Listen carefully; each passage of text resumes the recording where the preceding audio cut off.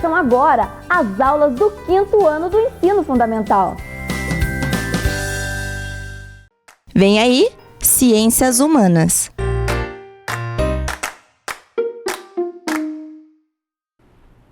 Bom dia, crianças! Preparado para a nossa aula de História? Espero que sim. Então, eu sou a professora Andresa e o tema hoje da nossa aula, melhor, os temas da nossa aula são da vida nômade à sedentária e a importância da água para a sobrevivência dos grupos humanos. Eu tenho certeza que vocês devem já, nômade, sedentário, vocês já estão lembrando que vocês já tiveram essa aula o ano passado. Então, agora vocês vão pegar o caderninho do Vem Aprender. Lá no caderninho vocês vão colocar lá disciplina de História e os 2 temas da nossa aula. Vamos lá, segundo ciclo, rapidinho. Da vida nômade à sedentária e a importância da água para a sobrevivência dos grupos humanos. Então, registrem lá. Por que eu devo registrar? Para quando eu precisar, eu me lembrar da aula da professora Andresa. Eu lembrar lá, quando eu estiver lá na sala de aula com a professora na escola, o que a professora Andresa trabalhou, quais foram o tema, qual o assunto, qual a dúvida que ficou. Certo? Então, copiem lá bem rapidinho, que vocês já estão no segundo ciclo, e eu sei que vocês copiam rapidinho. Certo, pessoal? Então, podemos passar? Então, vamos agora ver quais são os nossos objetivos. Então, os objetivos da nossa aula é compreender o homem como sujeito histórico e identificar as diferenças culturais dos primeiros grupos humanos. Os objetivos não precisam vocês copiarem. Os objetivos é só para vocês saberem o que nós temos que atingir no final da aula, certo? Então, eu vou passar aqui 2 imagens com 2 frases. Uma é uma pergunta, o que é a pré-história? E a segunda é a África, o berço da humanidade. Vocês já ouviram falar alguma coisa assim? Então, vamos começar lá. O que é pré-história? Ano passado, vocês aprenderam o que é pré-história. É o início da história, né? Que ela se divide nas fases paleolítica, neolítica. Então, vocês já tiveram esse início da pré-história, que é o comecinho. É a mesma coisa quando a gente dizia a pré-escola, né? Que era o início da vida escolar de vocês. E a pré-história é isso, é o início da história. Quando vocês falam em pré-história, eu garanto que vocês lembram lá dos homens das cavernas, as pinturas rupestres, não é isso? Até mesmo os dinossauros, que é um pouquinho antes dos homens, né? Então, sempre quando falam em pré-história, vocês lembram disso. E quando eu falo nessa imagem, olha que linda, que a África é o berço da humanidade. Por que será que nós falamos que a África é o berço da humanidade? Vocês lembram o porquê? Porque foi lá na África que foi encontrado o fóssil mais antigo. Então, com teses lá, com os historiadores, os paleontólogos, os arqueólogos, fizeram uma teoria que foi da África que surgiu os homens, da África que eles migraram para todos os outros continentes, povoando os outros continentes, inclusive nós aqui da América, né? Aqui do Brasil. Então, por isso que a África é considerada o berço da humanidade, devido a esse fóssil mais antigo ter sido encontrado lá no continente africano. Certo? Lembraram um pouquinho do que nós vamos estar trabalhando? Então, agora, vamos voltar para o caderno e a professora quer que vocês façam esse quadro no caderno, escrito a lápis, imagem 1, imagem 2, pule mais ou menos umas 5 linhas, não precisa muitas linhas. Por quê? Porque agora a professora vai mostrar uma imagem para vocês e a professora quer que vocês vejam as diferenças e as semelhanças não, perdão, só as diferenças de cada imagem. E registre na imagem 1 o que vocês estão vendo que não tem na imagem 2 e na imagem 2 o que vocês estão vendo que não tem na imagem 1. Então, vou deixar a imagem aqui para vocês agora estarem ali olhando e dar tempo de vocês registrarem. Prestem bem atenção, gente, na paisagem, no que eles estão carregando. Se não dá a impressão que eles estão em movimentos, como as suas características. Na outra imagem, vejam o que eles estão fazendo, como é a paisagem, aonde eles estão. Então vão lá escrevendo bem bonitinho aí no caderno de vocês.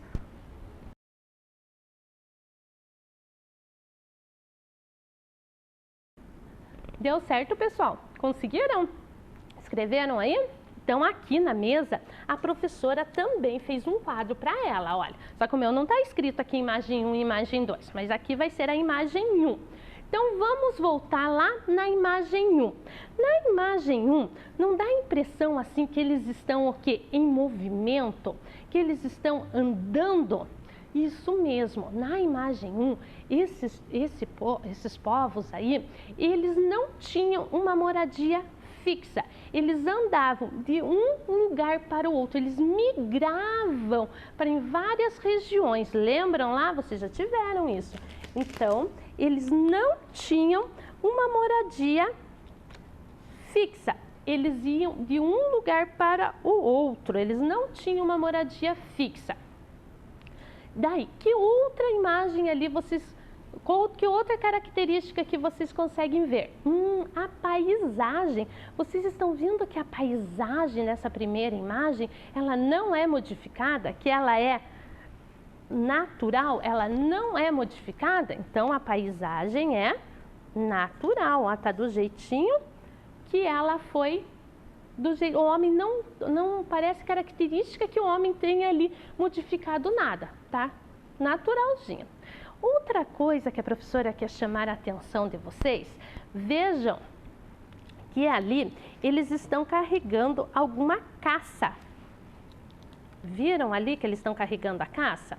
Eles estão se movimentando, carregando o seu alimento. Por quê? Porque eles eram caçadores e coletores. O que será que quer dizer isso? Caçadores e coletores. Eles não plantavam e eles também não criavam animais, eles não pastoreavam. Então eles precisavam o quê? Eles precisavam ir para um lugar onde tivesse alimento e onde tivesse caça. Por isso que eles não tinham uma moradia fixa. Por isso que eles iam para o quê? Para todos os lugares, né, onde eles conseguissem alimentos.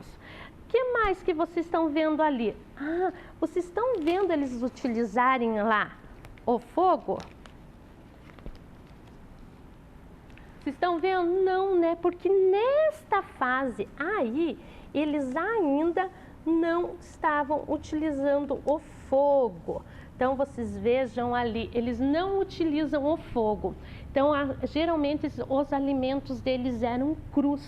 Por isso que eles têm essa mandíbula assim tão forte, assim, tão saliente, porque eles precisavam ter uma mandíbula forte para eles comerem a carne cru. E o corpo, você fala, professora, mas o corpo deles é cheio de pelo? Sim, porque eles ainda não estavam nessa fase utilizando o fogo. Então, eles precisavam ter o corpo cheio de pelo para o quê? Para se aquecerem. Então, por isso que eles têm o corpo cheio de pelo. Eles vão dizer, mas são os macacos. Não, não são. Eles são primatas, mas não são os macacos. Agora, vamos ver lá na segunda imagem. Na segunda imagem, você dá a impressão que eles estão assim indo para vários lugares ou eles estão parados no mesmo lugar? Estão parados, né? Então, eles têm o quê? Uma moradia fixa. Eles possuem uma moradia fixa. Eles ali, vocês já estão vendo que eles estão construindo suas casas, né? Eles não saem mais migrar para outros lugares, eles começam a se estabelecer numa região. Eles passam a ter uma moradia fixa. Outra coisa, a paisagem foi modificada? Foi, né, pessoal? E foi modificada bastante. O que vocês estão vendo ali? Que elas já estão vendo construções de casa, né? Tem ali as plantações, onde eles fazem os alimentos, o terreno já foi preparado. Então, a paisagem foi o quê? Modificada. Também, agora eles passam Se eles estão num lugar fixo, eles não são mais caçadores e coletores. Eles o quê? Eles começam a plantar seu próprio alimento. Então, eles passam a plantar o seu próprio alimento e pastorear. O que é isso? Criar animais. Então, agora eles viram que eles não precisam ir numa região ou outra para caçar, para colher. Então, eles plantam. Como que eles chegaram nessa noção de plantação ali? Ah, eles viram uma sementinha que caiu no chão, que brotou e deu origem a outra planta. E que ali, então se eu plantar a sementinha, eu vou ter o que? Eles começam a fazer a agricultura. E o animal, se eu consigo ali, capturo um animal vivo, coloco ele num lugar que nós chamamos de pastorear, ali eles tinham um alimento para eles, não precisavam eles sair em várias regiões. Então, eles começam numa região só. E, claro, o que está bem mostrando ali, a utilização do fogo, né? Então, eles passam a usar o fogo para se alimentarem, eles passam a usar o fogo para se aquecerem, para fazerem assim, algumas ferramentas. Então, eles começam a utilizar o fogo. E isso, a partir do momento que eles passam a utilizar o fogo, o que acontece, pessoal? Eles também, vocês veem que a estrutura deles começa a ficar diferente. Agora eles já passam a se alimentar com uma carne mais cozida, né? Então, essa carne, ela não precisa uma mandíbula tão forte, o corpo deles não precisa mais de tanto pelo, porque agora eles já estão começando a fazer roupas, já estão se aquecendo com o fogo. Então, a estrutura física dos primatas começam a se assemelhar à nossa. Certo? Então, vamos ver lá.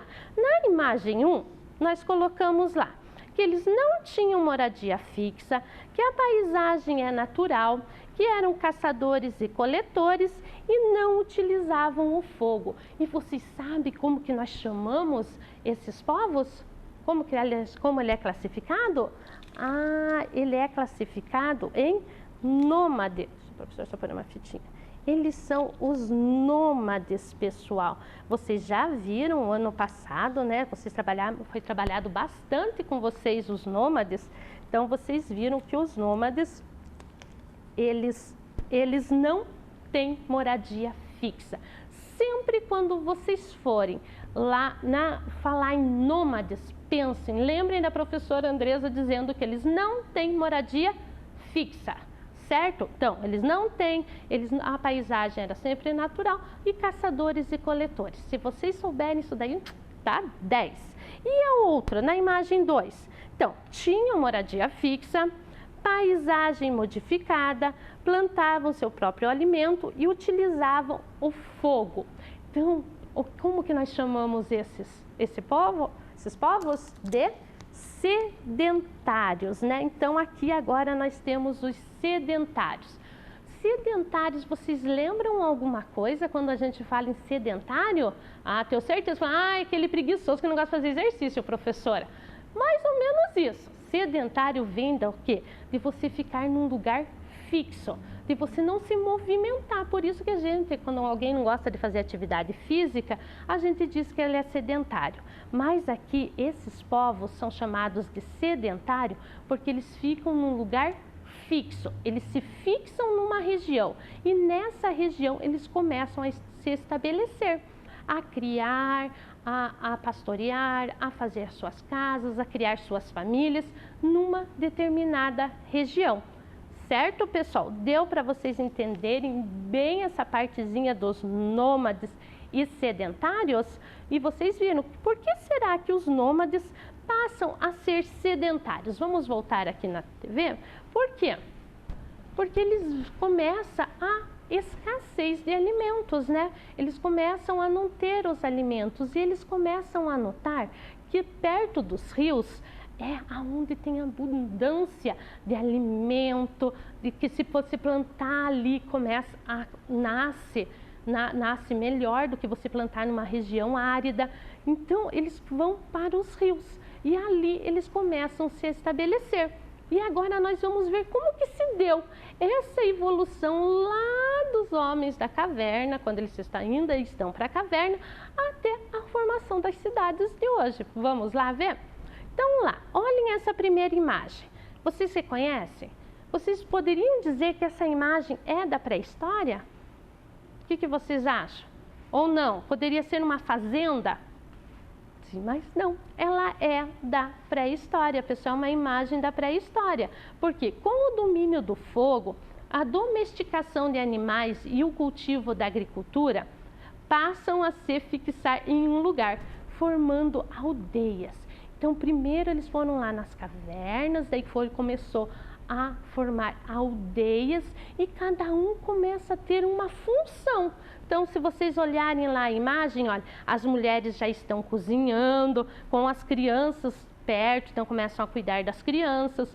Os homens vão para as plantações, na criação dos animais, começam a fazer instrumentos, uns começam a construir as casas. Então, cada um passa a ter uma função, né? Antes, cada um fazia, vamos dizer assim, o que queria, né? Agora aqui eles já começam a ter uma organização, certo? E vocês, uma coisa que a professora quer destacar, que desde lá dos nômades, eles sempre viviam em grupos, pessoal. Então sempre eram os grupos lá dos nômades, já tinha um grupo que ia para determinado lugar, então eles já viviam em sociedades. E agora a sociedade começa a ter uma organização.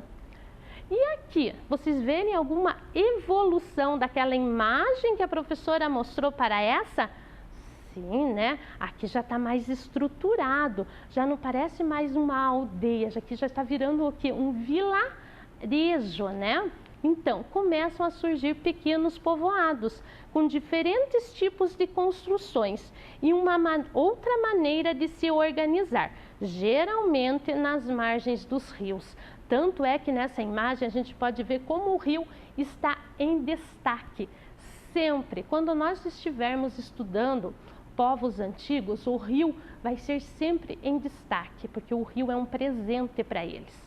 Então, o rio, todas as grandes cidades da história antiga ou da pré-história vão se originar em torno do rio, pela vida que o rio proporciona para eles, né? Para o plantio, para os animais. Aqui vocês verem que já tem certos canais levando a água para esse vilarejo. Já estão, antes da primeira imagem que a professora mostrou, eram casinhas de madeira, de palha. Aqui já estão mais estruturadas as casas, então teve uma grande evolução da primeira imagem que a professora mostrou. E com isso, o que passa? Cada um começa a fazer uma atividade, né? Então, se vocês verem aqui, vocês conseguem ver quantos tipos de trabalho nós temos aqui? Nós temos ali o homem pescando, trabalhando com os canais de água, ou mesmo pegando a água nos baldes, as mulheres lavando roupa, os jarros para cozinhar, os homens plantando, olha aqui, carregando a matéria-prima, fazendo instrumentos. Os animais, eles começam aqui já a usar os animais até mesmo para transporte. Então, começa. E com isso, cada um vai indo para uma atividade, sabe, pessoal? Como assim, eu sei fazer jarros. O vizinho, ele é bom no plantio. Ele tem uma plantação grande lá de trigo. Então, o que eles faziam? Mas eu tenho um monte de jarro, mas eu não tenho trigo. Ele tem o trigo, mas não tem o jarro. Então, começa a haver essa troca. Eles começam a se trocar entre si. E assim origina o quê? O comércio. Começa o comércio. Cada um vai oferecendo o seu produto em troca do outro produto da outra pessoa. Nessa imagem aqui, essa planta que está aqui no cantinho é o que nós chamamos, essa aqui, ó, que está aqui no cantinho, é o papiro, que eles vão usar para fazer o papel no Egito. Certo, pessoal? Então, vejam lá. Então, o que acontece? Surgem, assim, as divisões de trabalho e novas formas de se tomar decisões, né? Então, agora eles estão mais, vamos dizer assim, até civilizados, né? Já estão numa estrutura que nós conhecemos de sociedade, né? Então, eles começam a tomar suas decisões. Então, vocês vejam lá que nós saímos do homem da caverna e fomos parar aonde? Lá já nas formações das cidades. E a escrita? A professora falou como que surgiu lá, como que se deixou de ser nômades para sedentário, como surgiu o trabalho, como surgiu o comércio e a escrita. Quando que vocês acham que surgiu? Quando? Quando que vocês acham? Será que foi quando o homem surgiu, no surgimento do homem? E se eu mostrar este desenho aqui, vocês vão dizer para mim que é uma forma de escrita? Sim ou não? O que vocês acham? Que? Eu acho que tem, e não é, professora, é desenho. É uma forma de desenho. Muito bem. Mas não é não. Isso é uma forma de escrita. Por quê? Porque qual é a função da escrita? A função da escrita é nos passar uma mensagem, não é? Então, e aqui vocês conseguem ver a mensagem que está sendo passada? Olhem lá. Eu deduzo que aqui seja a tribo inimiga, porque vocês vejam que eles fizeram com cara de mal. E aqui eles estão fugindo dessa tribo inimiga. Vocês podem ter uma outra interpretação. Aqui o que nós temos? Vários animais. E aqui eles o quê? Caçando esses animais. Transmitiu uma mensagem para nós? Transmitiu. Isso aqui é uma imagem o quê? Rupestre. Uma imagem dos homens da caverna, né, que transmitiu uma mensagem. Então, a primeira forma de escrita que nós temos é essa, é da pintura rupestre. Que aos poucos, né, pessoal, mas vocês dizem, mas não é, professora. Eu quero saber aquela escrita que a gente vai usar com o quê? Símbolos. Então, como que surgem os símbolos? O uso de símbolos inicia-se com os povos sumérios e eles desenvolveram a escrita cuneiforme por volta de 3.000 anos antes de Cristo. Olhem, lembram lá daquela primeira aldeia que eu mostrei? Agora olhem essa estrutura, já tem um templo, olhem a vestimenta deles, né, pessoal? Linda essa cidade, né, dos sumérios. E aqui a professora trouxe o alfabeto sumério, que é feito com o quê? Com uma cunha. Ele é chamado de cuneiforme porque eles usavam uma cunha. Olha a caneta. O que vocês acham dessa caneta, hein, pessoal? Vocês reclamam aí de escrever com caneta e lápis, tudo maciozinho, ó. Eles usavam essa cunha numa barra de argila, de barro mole. E ali eles iam fazendo a escrita. Depois vieram quem? Os egípcios. Os povos egípcios também começaram a elaborar suas escritas. Criaram a escrita hieroglífica com desenhos e símbolos, sendo mais complexa. Então agora eles, além dos símbolos, eles usam desenhos. E ela é tão complexa ainda, pessoal, que muitos historiadores e arqueólogos ainda sentem um pouco de dificuldade em traduzir algumas escritas hieroglíficas. Aqui eu trouxe o alfabeto egípcio. Que tal vocês escreverem o nome da professora da sala aí de vocês em egípcios, em hieroglíficos? Desafio. Vocês podem depois voltar e estar vendo aí como que era esse alfabeto.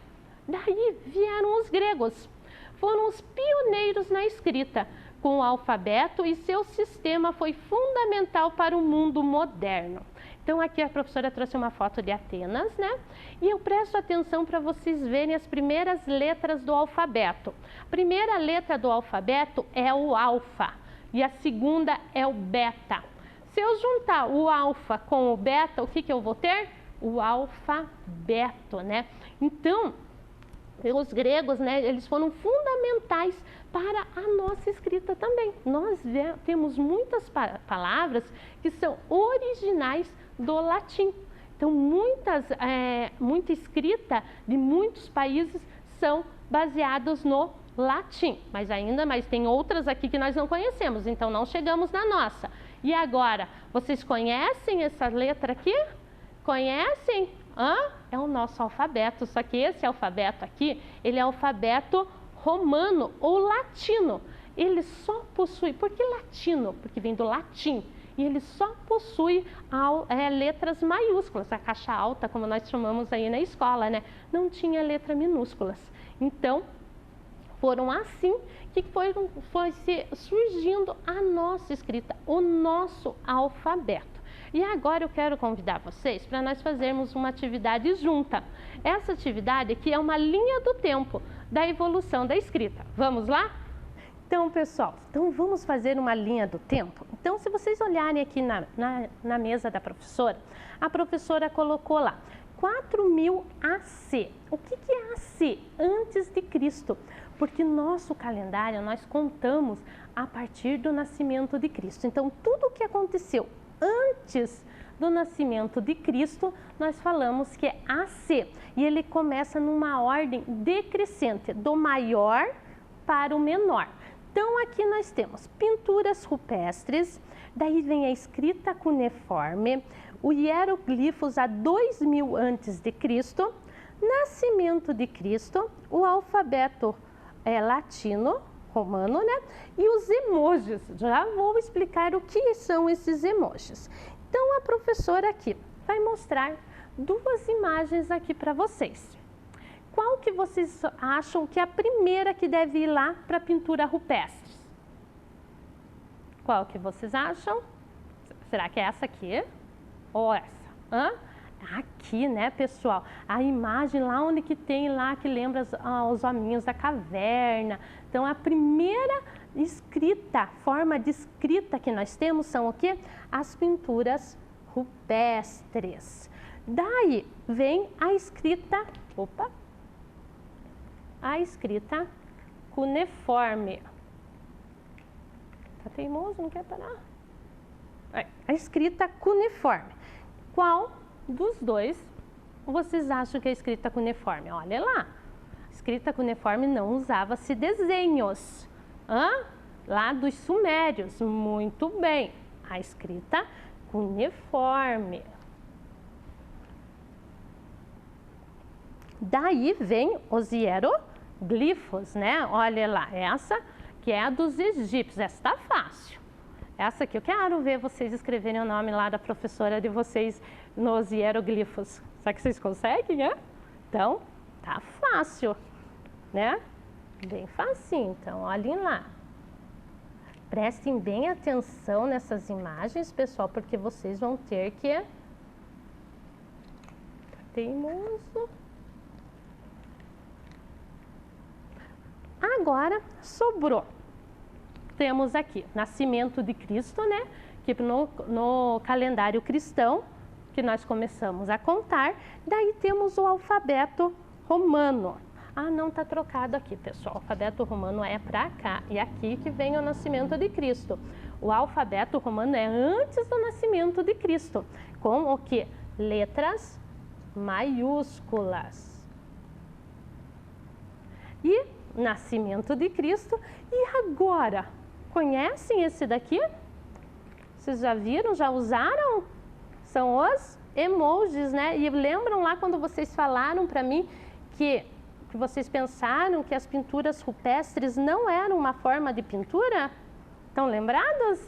Então vejam que legal, nós iniciamos com as pinturas rupestres, que era uma forma de desenho, e terminamos com 2000 depois de Cristo, do nascimento de Cristo, com o quê? Com desenhos. Então, é uma forma de escrita? É. Se eu quero escrever que eu estou zangada, eu preciso escrever braba? Não, simplesmente eu vou fazer o quê? Uma carinha braba. Será que não quer parar muito de pezinho? Então, aqui a professora segura. Então, aqui nós fizemos uma linha do tempo. Nós começamos lá, nas pinturas rupestres, escritas cuneiformes, com os hieroglifos, o alfabeto e terminamos com os emojis. Certo, pessoal? Então, vamos voltar agora aqui para a nossa tela, para vocês pegarem o caderninho e no caderninho lá vocês apagarem lá onde estava escrito imagem número 1, colocarem nômades e na imagem número 2 vocês colocarem sedentários. Façam bem bonitinho esse quadrinho porque vocês vão precisar dele para vocês fazerem o quê? A tarefa que a professora já vai explicar. Vamos ver nossos objetivos?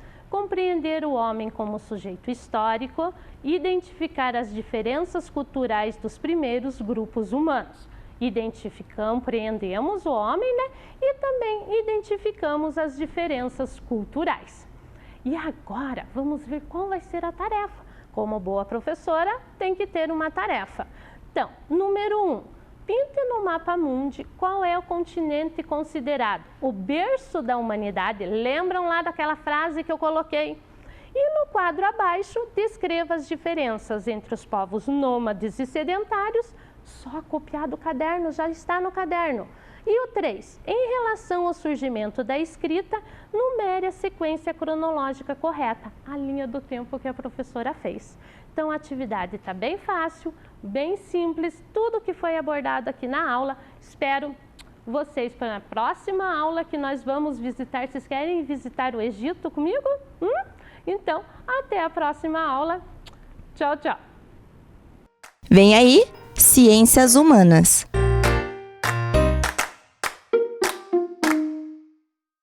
Bom dia, alunos do 5º ano, tudo bem? Estamos iniciando mais uma aula de Geografia. Agora eu gostaria que vocês separassem aquele caderninho e o estojo que vocês reservaram para registrar a nossa aula, porque nós, mais ao final dela, iremos precisar, tá bem? Então, começando, vamos realizar a leitura dos objetivos da aula de hoje. Como objetivos, nós teremos identificar os 2 principais movimentos que a Terra realiza e compreender as consequências dos movimentos de rotação e translação. Esses são os objetivos. E o tema da nossa aula, eu quero saber quem aí gosta de adivinha, quem é bom com adivinhas. Então, eu trouxe aqui 3 adivinhas que vão ajudar a gente a descobrir o tema da nossa aula de hoje. A primeira delas é a seguinte: o que é o que é? Há quem o mate por querer, sem lhe tirar nunca a vida. Coitado é o que perder, e tem mais que uma medida. Nossa, tá difícil, né? Que será que mata por querer, mas não tira a vida? Eu vou dar a segunda dica aqui para vocês tentarem descobrir. O que é? Que não tem pés nem patas, mas corre sem parar. Uns dizem que voa, mas não tem asas, e outros dizem ser dinheiro, sem jamais o terem visto. Já ouviram essas expressões? Que é dinheiro, que voa. O que será que é? Alguém aí de casa já adivinhou? Vamos então para a terceira, para que todo mundo assim tenha certeza da resposta. O que é? Que perdido uma vez, nunca mais se acha. O que será que se a gente perde, a gente não consegue recuperar? Conseguiram adivinhar? É o tempo, né? O tempo perdido eu não posso voltar atrás. E as expressões lá, o tempo voa, tempo é dinheiro, já ouviram essas expressões? Então, o tema da nossa aula de hoje será o tempo, a maneira como o homem começou a contar o tempo, fazer a contagem do tempo e os motivos pelos quais ele sentiu essa necessidade, certo? E para iniciarmos, eu quero que vocês observem essa imagem feita por satélite do nosso planeta Terra. Olhem lá que imagem linda! Agora me contem, o nosso planeta, ele fica parado igual está nessa imagem aqui, estático lá no meio do universo? Não, né? Vocês são 5º ano e já sabem a resposta. Nosso planeta está realizando alguns movimentos. E será que esses movimentos interferem na nossa vida aqui na Terra? Ah, vamos descobrir, vamos recordar. Então, continuando aqui. Um dos movimentos que a Terra realiza é esse que vocês estão vendo aqui. Olhem lá, a Terra está fazendo o movimento em torno dela mesma, ela está girando em torno dela mesma, certo? Este movimento, qual o nome que ele recebe mesmo? É um movimento de rotação, né? A Terra, quando ela gira em torno dela mesma. E esse movimento, será que ele interfere de alguma maneira aqui no nosso dia a dia, na vida aqui na Terra? Ah, interfere, né? E como? O que será que ele causa? Para quem não lembra, eu trouxe um poema que vai ajudar vocês a refrescarem a memória e recordarem qual é a consequência do movimento de rotação. Então vamos lá ler junto com a professora esse poema? O nome do poema é Dia e Noite, de Isabel Cristina Soares. O dia acordou, o pássaro cantou, eu abro a janela, o sol já raiou. Vem a tarde devagar, o bolo já assou, lanche posso brincar, a noite se abeirou. Tem estrelas no céu, a lua se iluminou, é hora de dormir, o sono já chegou. Olhem lá, vamos analisar brevemente aqui esse poema para a gente conseguir a resposta do que o movimento de rotação vai causar aqui na Terra. Então, a primeira estrofe está falando, né, o dia acordou, né, do período da manhã, quando amanhece. A segunda estrofe, ela já está falando ali sobre a hora do lanche, horário que eu posso brincar, né, horário da tarde. E a terceira estrofe está falando lá sobre hora de dormir, que o sono vem chegando, que seria o período da noite. Então, concluímos que este movimento que a Terra faz de girar em torno de si mesma, a consequência desse movimento são os dias e as noites. Mas como que isso acontece? É bem fácil, é só vocês observarem aqui. Percebam que tem uma parte do planeta que está sendo iluminada. O que será que está iluminando aqui o planeta? É a luz do Sol. E tem uma outra parte ali que está escura, porque ela não está recebendo a luz do Sol. Então, na parte iluminada é dia, na parte escura é noite. Como a Terra não fica parada, ela está fazendo um movimento de rotação, na parte que está dia, ela vai trocar e vai ficar na parte sem iluminação e será noite. E vice-versa, a parte que está noite vai vir para o dia. Então, desta forma que acontecem aí a sucessão dos dias e das noites. Agora, prosseguindo. Outro movimento que a Terra faz e afeta muito aqui a vida na Terra é esse movimento aqui em torno do Sol. Então, enquanto ela gira em torno dela mesma, ela também está girando lá ao redor do Sol. Esse movimento tem qual nome mesmo? Movimento de translação, certo? E o que será que o movimento de translação causa? De que maneira ele interfere aqui na Terra? Bem, vamos observar esta imagem aqui. Estão vendo lá? Nós temos uma árvore e esta árvore está passando ali por momentos diferentes, né? O clima parece que mudou. Olha, na primeira imagem tá cheio de neve, então tá muito frio. Na segunda imagem temos flores. Aqui na terceira imagem, frutos. E na última, ela tá perdendo as folhas dela. Essas imagens lembram o que mesmo? As 4 estações, certo? Então, vamos nomear aqui o que cada imagem está representando. A primeira imagem está representando o inverno. A segunda imagem está representando a primavera. A terceira imagem representa o verão.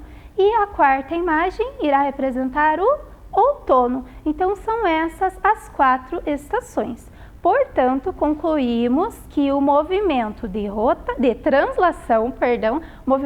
translação é responsável pelas 4 estações. Mas de que maneira isso acontece? Isso se deve principalmente a esses 2 fatores. Observe nessa primeira imagem aqui que a Terra ela tem um eixo central e ela está inclinada um pouquinho para o lado. Então, a luz do Sol chega de diferentes maneiras aqui na Terra. Tem pontos que ela vai afetar de maneiras diferentes. E outro fator que vai interferir, que vamos ter como consequência as 4 estações, é a órbita que a Terra percorre, ou seja, o caminho, que aqui está representado por essa linha imaginária. A linha preta não existe, é uma linha imaginária, né? Observem aqui a Terra e o Sol. Percebam que conforme a Terra vai percorrendo a órbita dela, tem momentos que ela vai estar mais próxima do Sol e tem momentos que ela estará mais afastada do Sol. Então, momentos que ela está mais próxima, mais quente, mais afastada, mais frio. E assim vai acontecendo essas mudanças no nosso clima e originando as 4 estações. Perfeito! Agora que nós já sabemos, né, que os dias acontecem devido ao movimento de rotação, o homem ele precisou se organizar. Porque, por exemplo, imagina se a professora Evelyn fala aqui para vocês, nós vamos nos encontrar todas as manhãs de segunda a sexta-feira nas aulas do Vem Aprender. Só que daí um aluno acha que a segunda-feira começa hoje, outro aluno acha que a segunda-feira começa amanhã, e daí? O que eu acho que começa amanhã vai começar atrasado a assistir as aulas, vai perder a aula. Então, foi exatamente por essa necessidade de se organizar, de padronizar, que o homem acabou criando os dias da semana, certo? Então, o primeiro povo que se tem registro desses dias da semana que nós utilizamos, que são 7 dias da semana, é o povo da Mesopotâmia, que hoje atualmente são as terras que pertencem ao Iraque. Mas por que será 7 dias? Será que eles gostavam muito do número 7? Não, tudo tem um motivo, né? É que eles perceberam que a Lua, ela ia acontecendo algumas mudanças, né, na Lua. Vocês lembram lá que ela tem 4 fases, né? Lua cheia, minguante, crescente e Lua nova. Eles perceberam que essas mudanças levavam aí em torno de 7 dias para acontecer. Então, criou-se lá os 7 dias da semana acompanhando a mudança das fases da Lua. E qual será que é o primeiro dia da semana? Quem aí de casa sabe? É este aqui, olha lá, segunda-feira, né? Cortou um pedacinho do S, mas está dando para enxergar lá, né, pessoal? Segunda-feira. Então, alguns de vocês devem estar se perguntando em casa, mas professor, eu aprendi que era o domingo. É que é o seguinte, algumas religiões ainda utilizam o domingo como o primeiro dia da semana. Mas desde 2004, a ISO, que é a Organização Internacional de Padronização, decidiu estipular o primeiro dia da semana sendo a segunda-feira. Por quê? Para organizar melhor a sociedade, porque como o próprio nome da ISO já está explicando, o que ela faz? Ela tenta organizar mundialmente, né, padronizar a sociedade, para que não tenha esse desencontro igual a professora acabou de explicar para vocês. Então, por isso, o primeiro dia da semana é a segunda-feira. Então, vamos para o próximo dia de semana. Qual que é ele mesmo? Terça-feira. O próximo será quarta-feira, depois quinta-feira, sexta-feira, o sábado e o domingo. E temos aí os 7 dias que compõem a semana. Agora, passando para os meses do ano, né? Os meses do ano são lá quantos meses? 12 meses. Mas vocês sabiam que nem sempre foi assim, organizado desta maneira o nosso calendário? Não, lá na época de Roma, eles costumavam organizar os meses em apenas 10 meses. Só que isso causava maior confusão, porque os meses não estavam alinhados às estações do ano.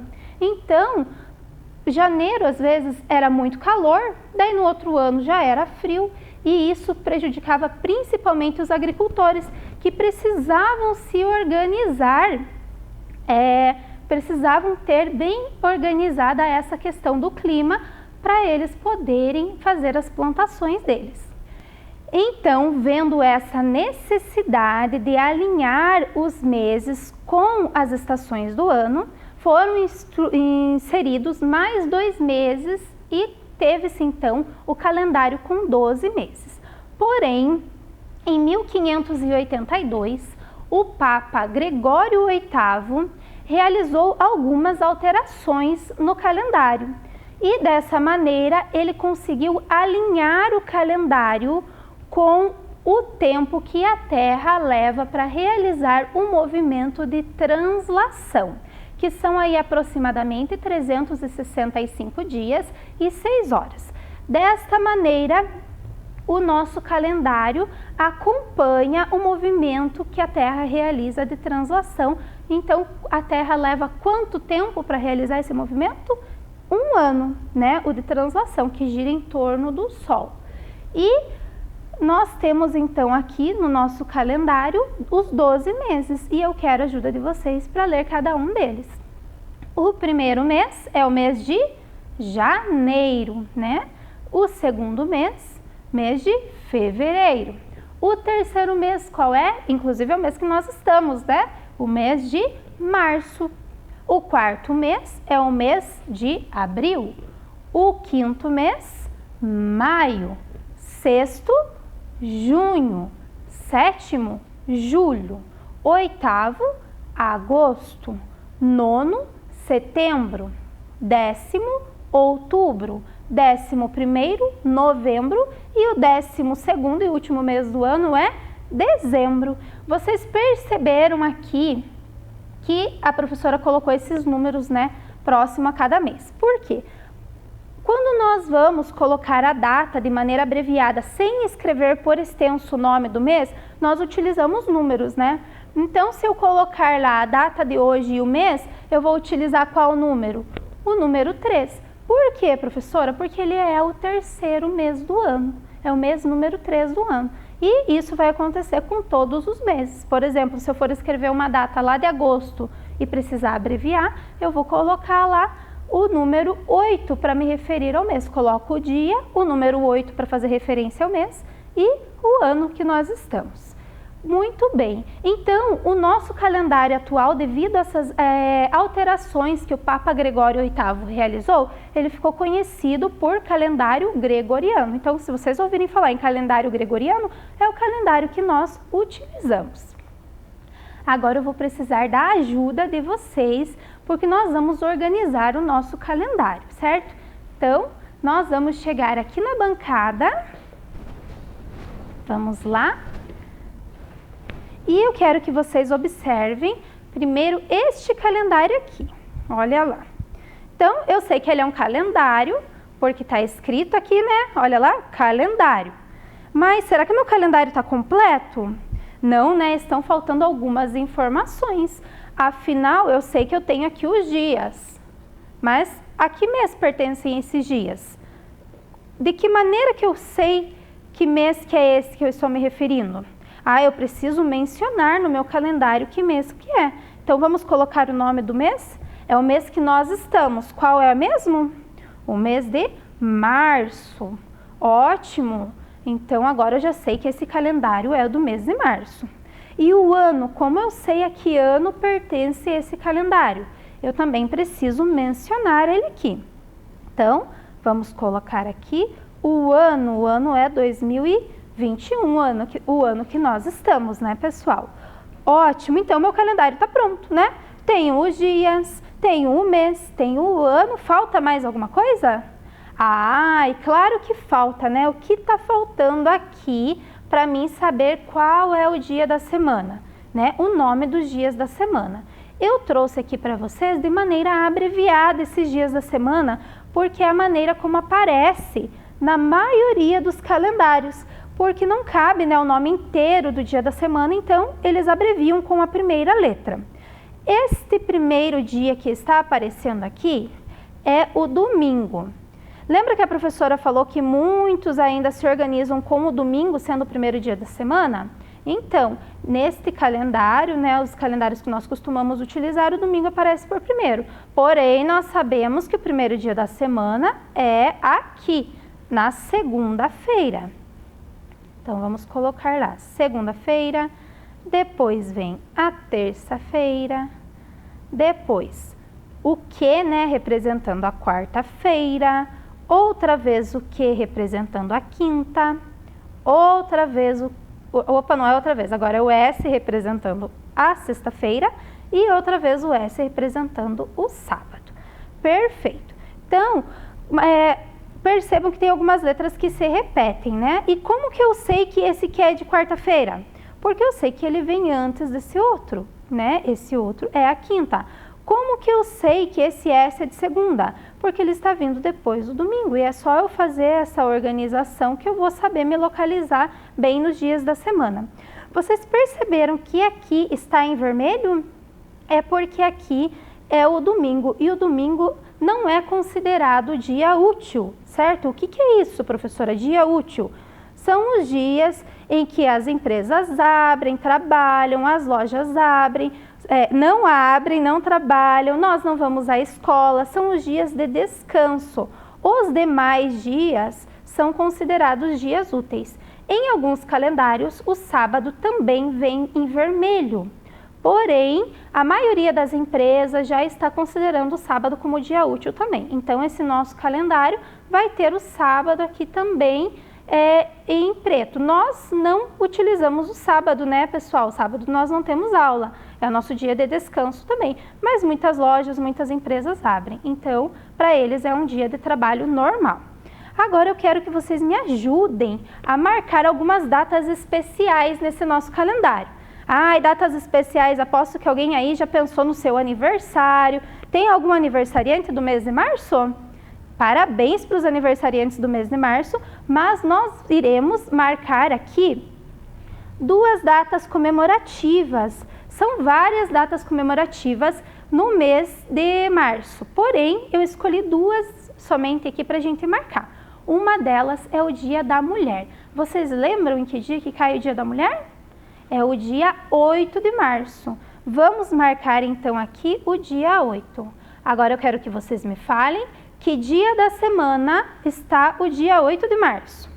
Está na segunda-feira. Então, segunda-feira, dia 8 de março, a gente comemora o Dia da Mulher.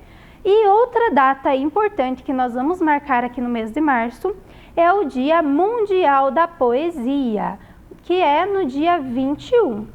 Em que dia da semana irá acontecer, ser comemorado o Dia da Poesia? No domingo, né? Olha, está até em vermelhinho lá. Este ano, o Dia da Poesia vai cair aqui no domingo. Então, já está marcadinho. Perfeito! Mas e se eu quero ver uma data comemorativa, por exemplo, lá do mês de dezembro? Ou mês de outubro, Dia da Criança? Como que eu faço para descobrir em que dia da semana irá cair essa data comemorativa? Será que eu posso usar esse mesmo calendário? Não, né, pessoal? Esse calendário é de março. Então, eu preciso o quê? De um calendário anual, que é esse que eu tenho aqui. Vamos ver ele agora? Este calendário aqui. Deixa eu só passar esse para cá para que a gente já utilizou ele. Olhem lá. Este calendário é um calendário anual. Por que anual? Porque eu tenho nele todos os meses do ano. Então, me ajudem aqui a localizar cada mês.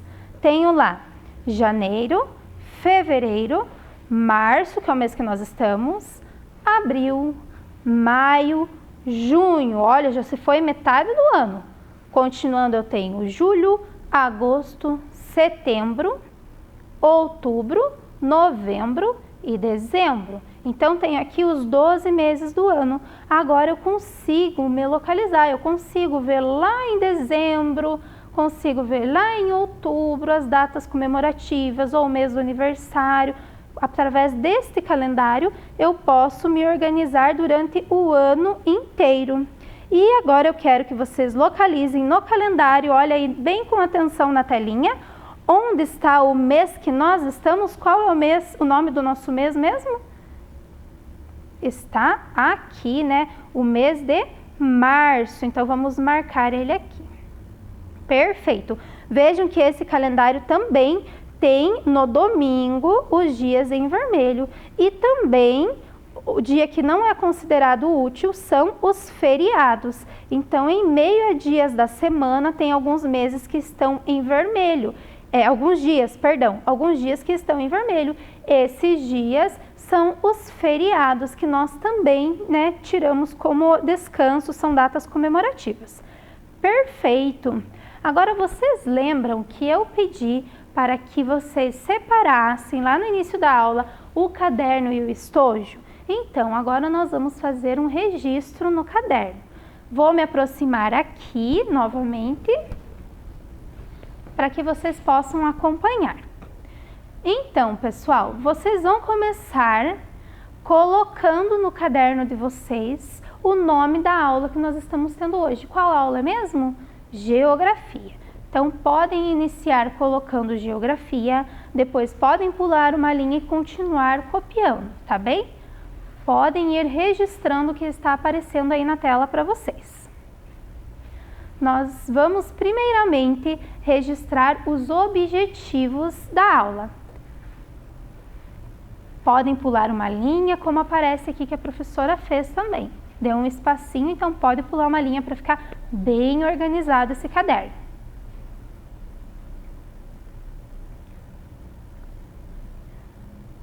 Registrem lá o primeiro objetivo. Objetivos, 2 pontos, número 1.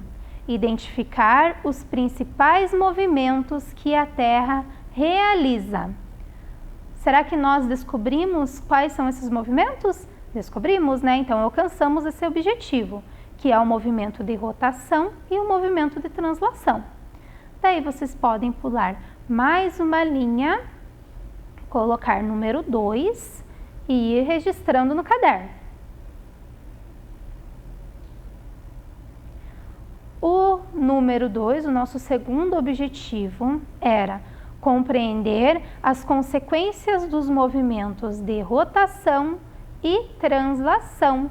Será que nós descobrimos quais são essas consequências? Alcançamos esse objetivo? Alcançamos, né?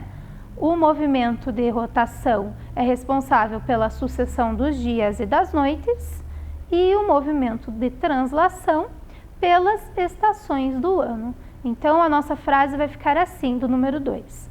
Número 2, compreender as consequências dos movimentos de rotação e translação. 2 pontos. Sucessão dos dias e das noites e estações do ano. Como vocês são do 5º ano, eu acredito que estão conseguindo registrar bem caprichado, pulando linha com a letra bem bonita, né? A professora vai dar mais um minutinho aqui para quem ainda não conseguiu terminar de copiar. Vão registrando lá. E saibam que em todas as aulas de geografia nós iremos utilizar o caderno e o estojo, tá bem? Então já deixa sempre separado, reserva um caderno para realizar esses registros. Deu certo, pessoal? Conseguiram registrar? Então eu vou fazer a leitura novamente dessa tela aqui, para quem ainda não registrou ter tempo suficiente. Então ficou assim, geografia, pulamos uma linha e objetivos, 2 pontos. Número 1, identificar os principais movimentos que a Terra realiza, 2 pontos. Rotação e translação, ponto final e pula uma linha.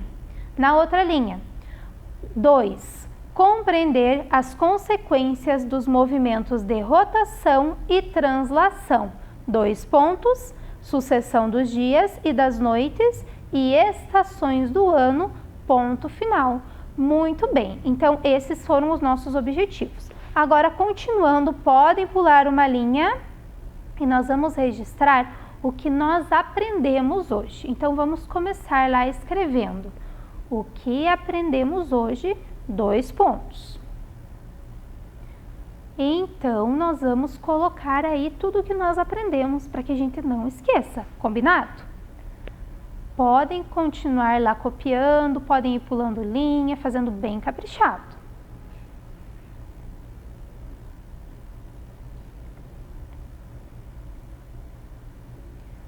Então, o primeiro item que a professora colocou ali do que nós aprendemos hoje é que a contagem do tempo é importante para a organização da sociedade.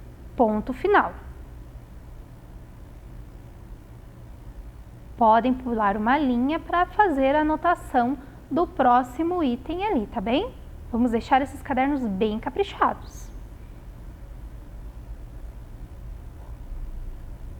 O próximo item que nós vamos registrar é: as semanas são compostas por 7 dias, iniciando pela segunda-feira. Ponto final. E agora vamos para o terceiro e último item. Podem pular lá uma linha para registrar ele.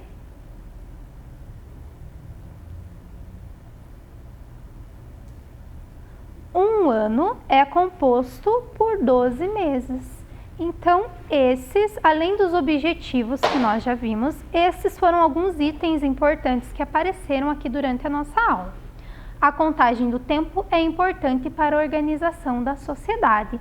Exatamente, nós já percebemos várias necessidades do homem se organizar, né? Os dias da semana, os meses, para ele conseguir, né, se padronizar, né, em meio à sociedade, ter essa organização, senão fica tudo perdido, tudo bagunçado.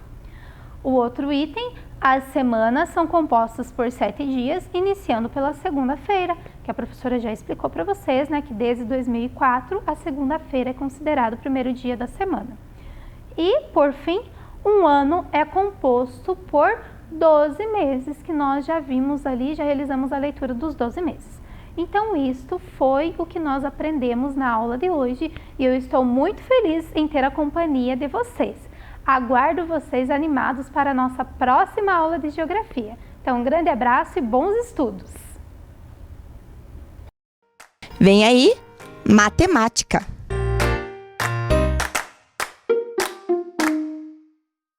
Olá, crianças! Tudo bem com vocês?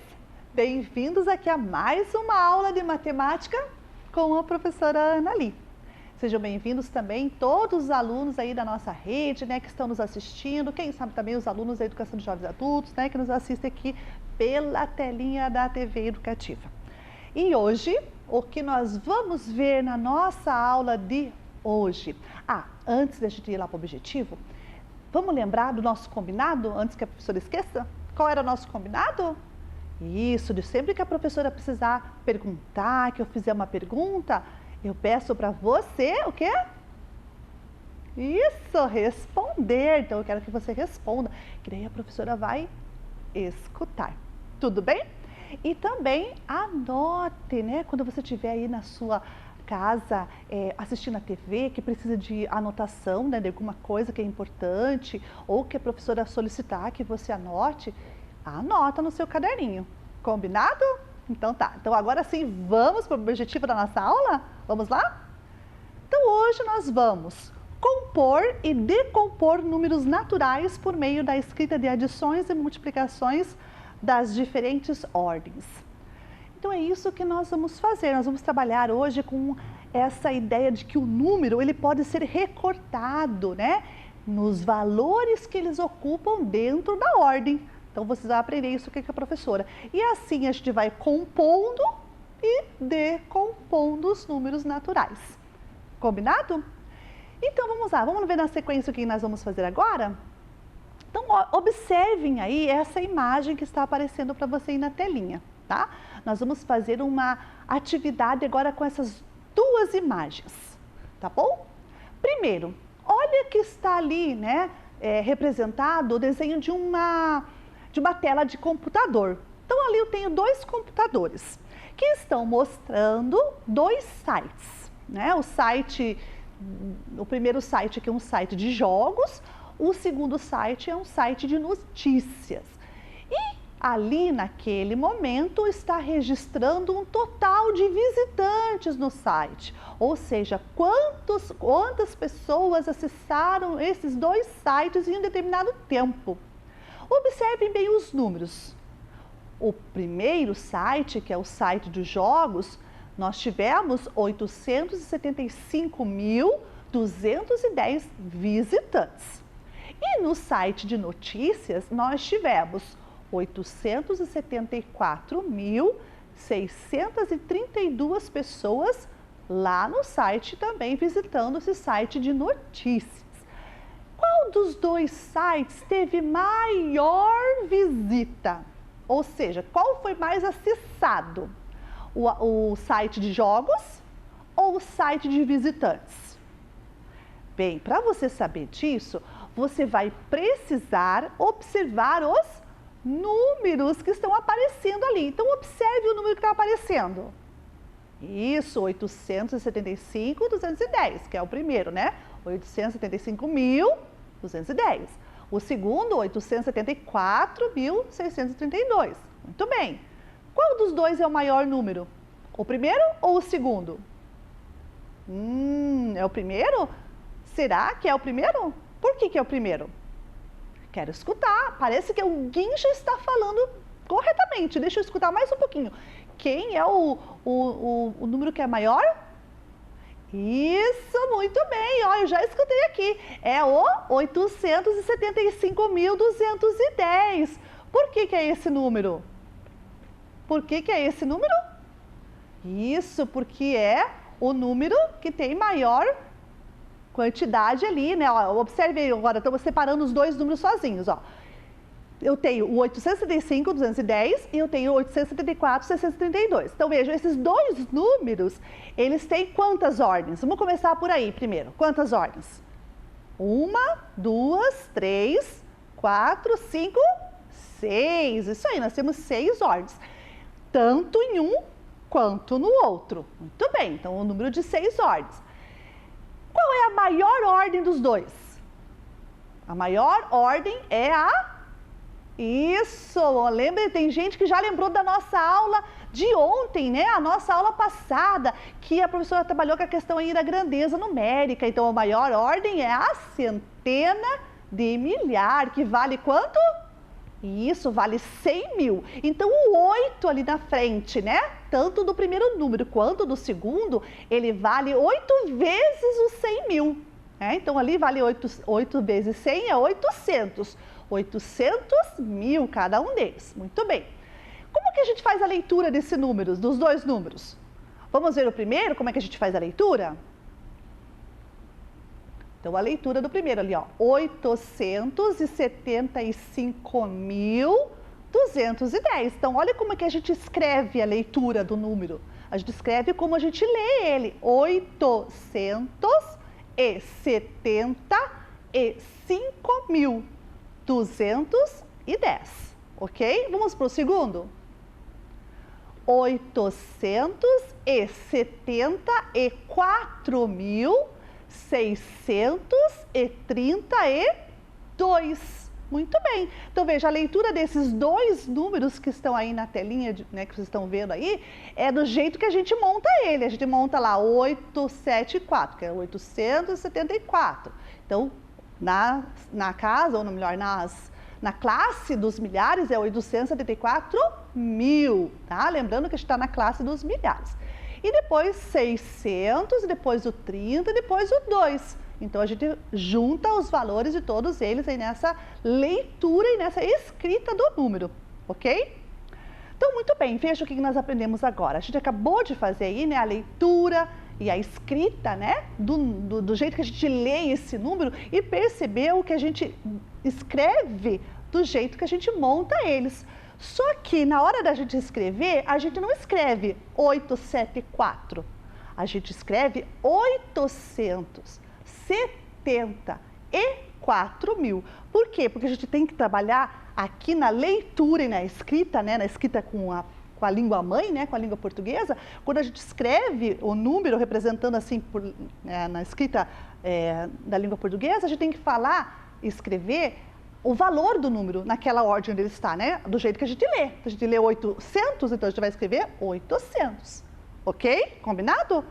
Bem, tudo isso que a gente começou aqui na nossa aula, nós fizemos aqui uma breve introdução, né? Para saber aqui a questão da grandeza, que a gente aprendeu ontem, né? Na nossa aula passada sobre a grandeza. A gente aprendeu aqui também a leitura do número, a gente aprendeu aqui a questão das ordens também. E hoje nós vamos observar como que a gente pode desmontar esses dois números. A gente vai ficar trabalhando com eles dois hoje, tá bom? E para isso nós vamos usar um material que vai aparecer aqui para vocês agora. É um material que a gente chama de ficha escalonada, tá? As fichas escalonadas, elas estão até a 6ª ordem. Essas fichas escalonadas tem lá no blog da professora. Se você quiser entrar lá, você consegue acessar e imprimir na sua casa para você montar. Se você não tiver como fazer isso, acessar, você lá na escola, depois quando você voltar ou quando você for para a aula, a professora pode fornecer para você, tá bom? Pede para ela que ela fornece essas fichas para você montar aí na sua casa. Combinado? Muito bem, então nós vamos trabalhar com as fichas escalonadas lá na bancada com a professora. Vamos comigo? Vamos lá comigo. Então agora nós vamos montar, né, os dois números que a gente aprendeu lá na nossa introdução ali, né? Aqueles dois números do site lá, tanto o número do site de visitas de jogos, lá no site de jogos, quanto no site de notícias. E a gente vai usar as fichas escalonadas. Então, as fichas escalonadas são essas fichas que a professora vai colocar aqui agora para você ver, já vai aparecer aí para você. né? A professora vai colocar aqui na frente para ficar bem mais fácil de você observar como é que elas são. Então, elas são assim, ó, tá? Elas são, no caso aqui, nós temos, nas nossas fichas, né, nós temos a centena de milhar, né, a centena de milhar é a maior ordem que nós temos, no caso aqui dos números até a sexta ordem, né, número de 6 ordens, tá? Vamos ver? Vamos observar aí na mesa que aqui com a professora? Então, vamos lá. Ó, nós temos a ficha do 100 mil, do 10 mil, do 1000, do 100, do 10 e do 1, 2, 3, 4, 5, até o 9, né? Então, a ficha da centena de milhar, dezena de milhar, unidade de milhar, centena simples, dezena simples e unidade simples. E através dessas fichas a gente vai desmontar esses dois números aqui, tá bom? A gente vai fazer um primeiro, depois a gente vai fazer o outro, ok? Combinado? Então vamos lá. O que nós temos aqui, ó? Nós temos esse número do site de jogos, 875.210. Então a gente vai começar montando pela maior ordem. A maior ordem é a centena de milhar, que vale o quanto? 8 aqui, né? 8 que vale 100 mil. Então 8 vezes 100 mil, 800 mil. Então nessa casa aqui a gente vai pegar 800 mil, que é essa ordem aqui, ó. Vamos procurar o 800 mil aqui. Então deixa a professora levantar aqui. 9, 8, ó, já achei aqui, ó. 800 mil. Então tá aqui, ó. A professora acabou de colocar esse primeiro que vale isso aqui, ó, 800 mil. Agora a gente vai fazer o segundo. O segundo é o 7, que está na dezena de milhar. Então, na dezena de milhar, é esta ordem aqui. Nós vamos pegar agora o 70 mil. Vamos procurar os 70 mil aqui nas nossas fichas. Achei. 70 mil. Então, olha o que a professora vai colocar. A professora vai colocar sobre o 800 mil para ficar 80, no caso aqui, 870 mil. Estão vendo? A professora colocou aqui os 70 mil sobre o 800 mil e ficou com 870 mil. Agora vamos para o 5. O 5 está na unidade de milhar, que são os 5 mil. Então, nós vamos pegar aqui, ó. Vamos pegar o representante aqui dos 5 mil. Aqui, ó, já achei. Pegamos a fichinha dos 5 mil e colocamos sobre as duas fichas. Então, montamos 875 mil, que é esse primeiro que está aqui, ó, ok? Agora a gente vai montar o 210. O 2 na centena, então vamos procurar o 200. Então, 2 na centena vale 200, ok? Agora a gente vai fazer o 10, né? O 10 está aqui, ó, na dezena, o 10. E nós não temos aqui no caso nenhum registro de nenhuma unidade solta, né? Porque nós temos só 10 e o 10 já está agrupado na dezena. Então, esse número aqui é o mesmo que está aqui em cima. E olha como é que ele foi montado. 8 mil primeiro, depois 70 mil, depois, eu preciso puxar mais um pouquinho para cá, 5 mil e depois o 200 e o 10. Então, ó, isso que a professora fez aqui nessa espécie de escadinha de número é a decomposição. Nós cortamos, né? A gente fez assim uma espécie de cortar o pedacinho do número, né? Cortar o valor de cada um deles na ordem que cada um deles ocupa. E quando a gente faz isso, a gente faz o trabalho da decomposição. Então, a decomposição é isso aqui, ó, é recortar os pedacinhos numéricos na ordem que ele ocupa. E quando eu quero compor, eu junto tudo, ó. Eu vou juntar aquilo que a gente fez agora há pouco, ó. A professora vai colocar de novo sobre cada um deles aqui, ó. Um sobre o outro, por isso que se chama ficha, também a gente conhece como ficha sobrepostas, né? Que dá para colocar uma sobre a outra, ou ficha escalonada, tanto faz. Ó, agora eu compus. Eu fiz a composição do número 875.210. Beleza? Agora a gente vai montar o próximo. Vamos montar esse? Agora ficou fácil, né? Deu para entender bem certinho, né? Então, vamos desmontar aqui agora o nosso número que a gente já fez. Isso, e vamos montar o próximo agora. O próximo é 874.632. Então, vamos montar o primeiro, que é o 8 na centena de milhar. 8 na centena de milhar vale quanto? 800 mil. Então, vamos pegar já o 800 mil que está aqui na nossa frente, né? Porque a gente já usou ele, ficou facinho de pegar. E agora, o 7 na dezena de milhar. O 7 na dezena de milhar vale quanto? 70 mil. Vamos procurar o 70 mil, está aqui também bem pertinho também, porque ele ficou, né? É o mesmo do número anterior. Até aqui ficou igual. Estão vendo que eles estavam iguais? A montagem dos dois ficou igual? Por quê? Porque os dois primeiros números aqui são idênticos, né? Eles têm os mesmos valores, estão nas mesmas ordens.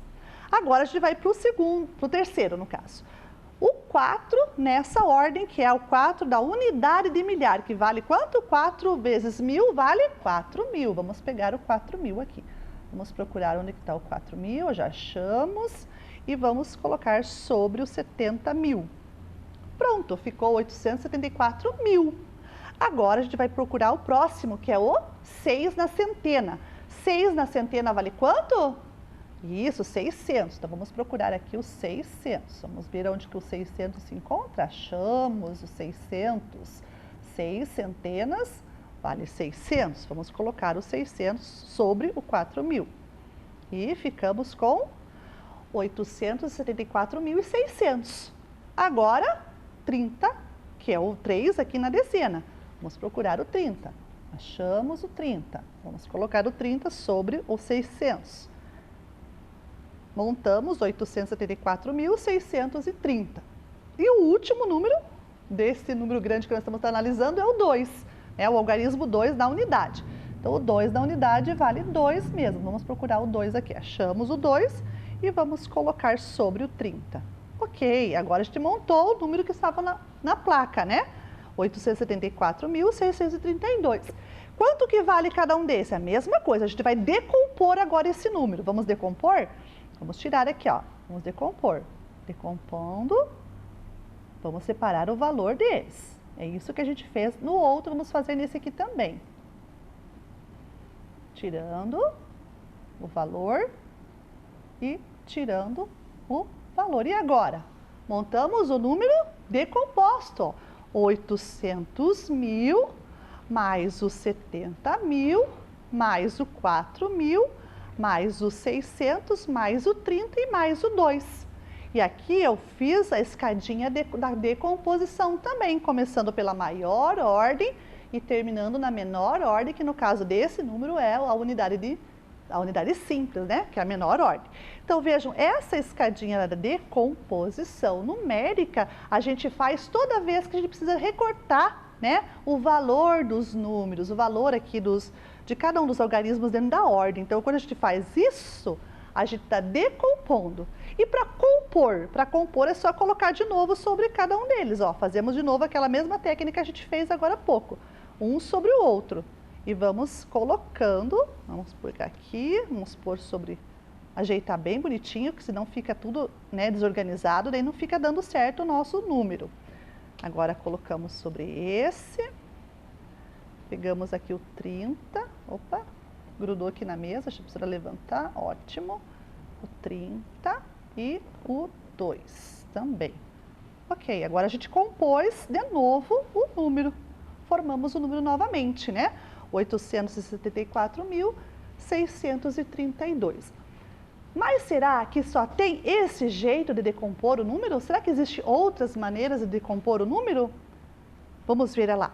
Se eu acabei de fazer a decomposição 1 a 1, eu posso reunir alguma coisa aqui, fazer reuniões assim, ou seja, associar alguns valores? Posso. Quer ver como é que a professora vai fazer? Ó, eu posso deixar o 87 mil. Não tiro o 810 mil. Eu não tiro o 70 mil daqui, eu deixo ele junto com o 800 mil. Aí eu vou juntar, por exemplo, eu vou tirar aqui os 600, vou repartir, vou colocar os 600, o 30 sobre os 600 e o 2 aqui sobre o 4.000. Olá! Foi um outro jeito que eu fiz a decomposição. Também vale assim, professora? Também. Então, olhem como é que é lá, ó. A gente tinha um número grande que a gente repartiu um por um, né? Ficou aquela escadinha que a gente acabou de ver aqui. Depois, a gente fez de novo uma decomposição, só que agora fazendo alguns agrupamentos. Eu posso fazer assim?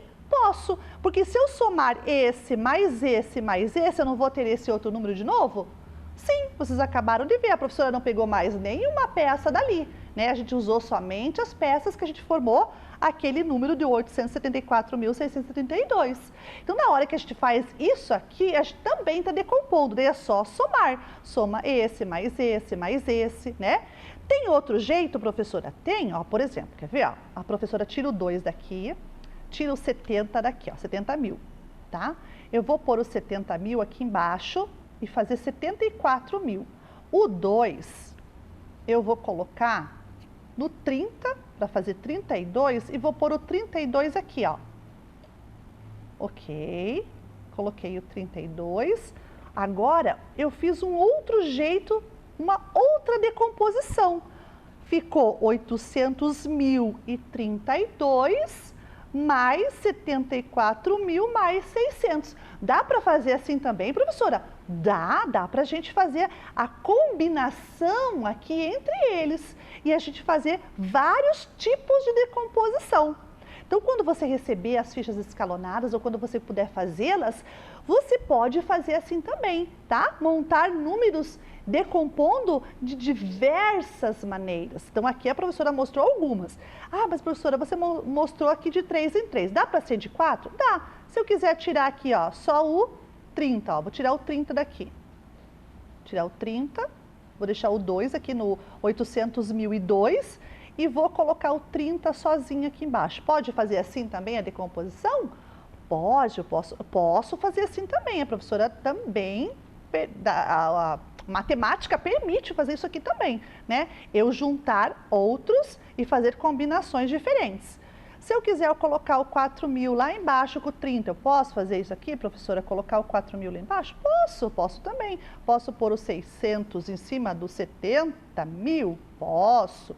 E eu montei outro número, quer dizer, desculpe, outro jeito de decompor o número. É o mesmo número, só com diferentes formas de decompor, fazendo associações, algumas associações diferentes das outras, ok?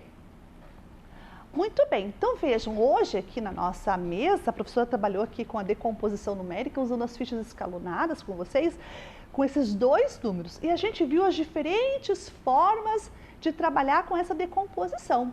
Agora a gente vai fazer um treino, tá bom? Combinado que a gente vai fazer uns exercícios sobre isso? Então vai aparecer na telinha para você uma atividade agora para nós fazermos juntos. Vamos junto com a professora. Então observe o número 125.369. Como que a gente pode decompor esse número? Vamos ver? Então olha como é que a professora fez a decomposição do número. Vamos lá? Ó, peguei os 100.000, separei com 20.000, separei os 5.000, separei o 300, o 60 e o 9. E tudo isso daí a gente separou decompondo o número 125.369. Então, quando eu somo todos aqueles valores ali separados, eu encontro o número original, que a gente está estudando agora, ok? Mas tem outro jeito de decompor. Assim como a gente fez aqui na mesa, nós vamos fazer ali na telinha junto com a professora. Vamos ver outros jeitos? Vamos lá. Então, olhem, observem aí quais jeitos diferentes nós temos de montar, de desmontar, né, de decompor esse número. 125.369. Então, o tradicional é aquele que está ali em cima, né? 100.000, mais 20.000, mais 5.000, mais 300, mais 60, mais 9. Mas também a gente pode fazer aquelas combinações que nós fizemos aqui na mesa com a professora. Olha lá, ó. 10, no caso ali, o primeiro tipo ali de decomposição logo depois, abaixo da tradicional, né? Vamos lá. 105.000 mais 20.300 mais 69. Ok, observe lá, a professora fez uma combinação com diferentes valores dos números nessa decomposição. Vamos para o próximo? Olha ali de baixo. Eu fiz 100.060 mais 20.009 mais 5.300. Ok, também dá certo. E olha a última decomposição, que também é do mesmo número, fazendo combinações diferentes. 100.300 mais 20.069 mais 5.000.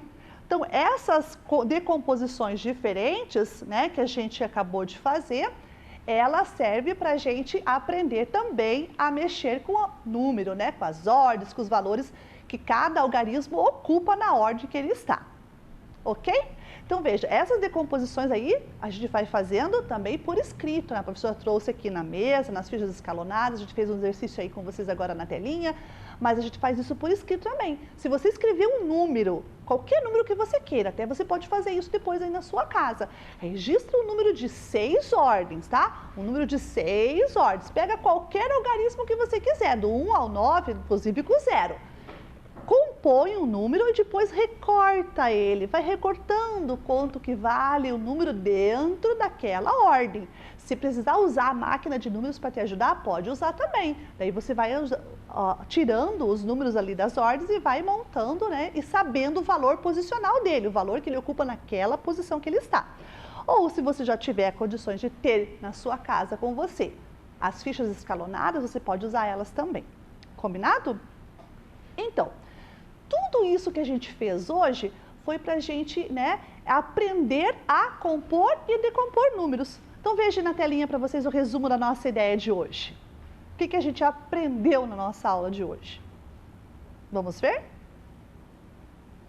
Então, o que a gente aprendeu? A gente aprendeu a compor e a decompor os números, né, até a centena de milhar, usando as nossas fichas escalonadas. Isso mesmo, foi as fichas escalonadas que a gente usou, que vocês viram aqui agora na mesa.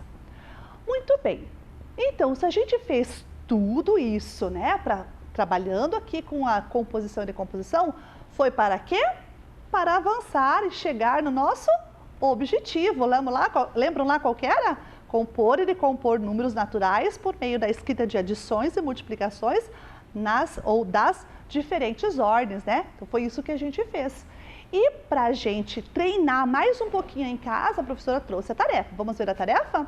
Então, a nossa tarefa está lá. Nós temos 3 números, né?